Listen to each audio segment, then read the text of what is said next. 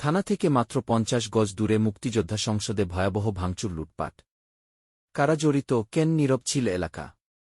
কিশোরগঞ্জের পাকুন্দিয়ায় এমন একটি ঘটনা ঘটেছে যা স্থানীয়দের মধ্যে চরম উদ্বেগ ও ক্ষোভ সৃষ্টি করেছে।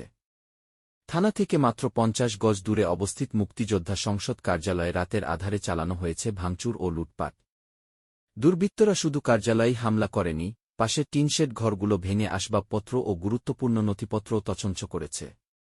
সবচেয়ে বড় প্রশ্ন হল, থানার এত কাছে এমন ঘটনা কিভাবে ঘটল?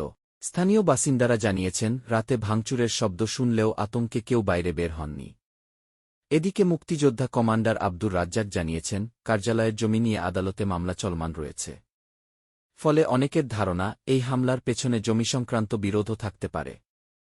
পুলিশ তদন্ত শুরু করেছে এবং প্রশাসন বিষয়টিকে গুরুত্বের সঙ্গে দেখছে। তবে এখন প্রশ্ন একটাই, এটি কি সাধারণ চুরি, নাকি মুক্তিযোদ্ধা সংসদের জমি ও মালিকানা বিরোধকে কেন্দ্র করে পরিকল্পিত হামলা? তদন্তের ফলেই হয়তো এই রহস্যের আসল উত্তর দেবে।